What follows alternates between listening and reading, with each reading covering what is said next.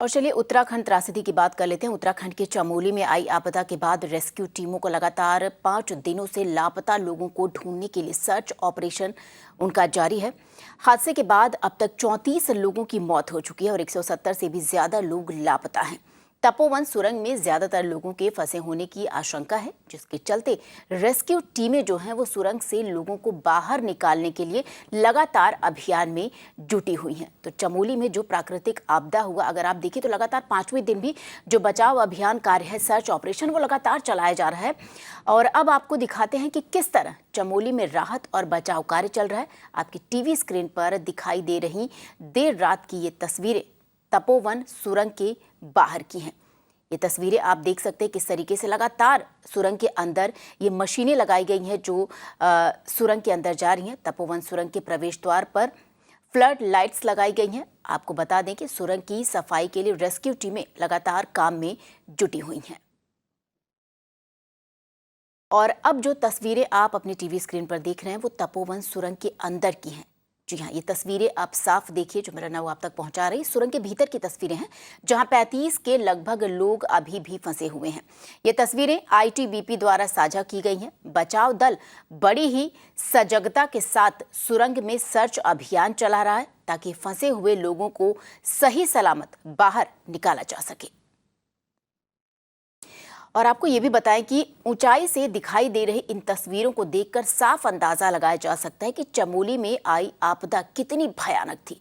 इन तस्वीरों को देखिए, ये एरियल व्यू है। इन तस्वीरों में साफ तौर पर दिखाई दे रहा है कि अभी तक पूरा इलाका है वो मलबे से ढका हुआ है।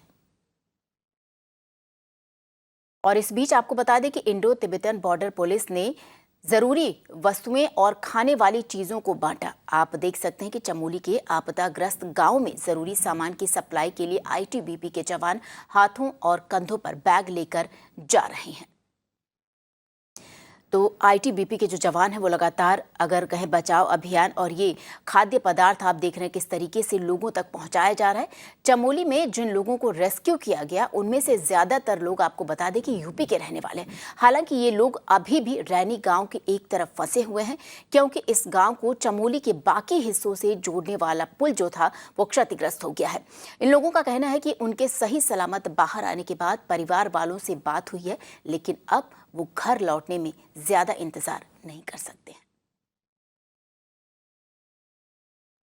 हम बाढ़ आने के बाद में नेटवर्क फाइबर कट गया। कटने के बाद में घर से कोई बात नहीं हुई हमारी, बिल्कुल भी।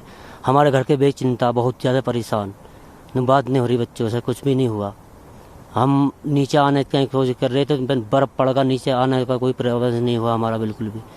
फिर हम जब 3 दिन बाद इधर आए, हमने घर को से बात करी, फिर वो रो रहे थे। रोने के बाद में हमको लगा तुम शांत रहो, हम सही हैं, बिल्कुल सलामत हैं। ये हम टावर नहीं आ रहे थे, जो है यहाँ से लाइन कट गई थी फाइबर वाली, वो जब बाद में जोड़ा गया लाइन को, जब वहाँ घर पे बात हुई हमारी। और चमोली आपदा के बाद कई लोगों को रेस्क्यू कर लिया गया है, लेकिन कई लोगों की तलाश अब भी जारी है। लापता हुए लोगों के परिजन उनके जल्द लौटने की उम्मीद कर रहे हैं। ऐसे एक शख्स सूरज सिंह से हम आपको मिलवाते हैं, जिनको उम्मीद है कि 35 साल का उनका भाई आलम सिंह जल्द घर वापस आएगा। इलेक्ट्रिक फॉरमैन का काम करने वाले लापता आलम सिंह की 5 बेटियां हैं। लापता होने की खबर के बाद से उनकी मां और पत्नी अस्पताल में है। घर में बहुत ज़्यादा गंभीर माहौल है। हमारी माताजी जो है हॉस्पिटलाइज हो गए, उनकी औरत को भी हॉस्पिटल लेके गए हैं। मतलब ये हालत हो रही है। बच्चे छोटे छोटे हैं, सबसे छोटे बच्चे जो है 8 महीने की है। 5 बेटियां हैं, 5 बेटियों में से सबसे छोटी वाली जो है वो 8 महीने की है। 100 हो गई, उनके मिसेज हो गए, एक हमारे माता राम हो गए, वो दोनों हॉस्पिटल में चले गए हैं। हम ये चाहते हैं कि मतलब किसी तरह से हमको मतलब जैसे भी मिले हमारा आदमी मिल जाए, ताकि मतलब हमें संतुष्टि हो। हम यहाँ से घर जाने लायक भी नहीं रहे अब कि हम घर चले जाएं, या मतलब घर में जाके क्या बताएंगे हम कि मतलब क्या लेके आए हैं, कि क्या करके आए हैं। तो थोड़ा सा मतलब जो है प्रशासन और ये जो है हमारे हेल्प करे और हमारे साथ में थोड़ा सा जो है नरमी रखें।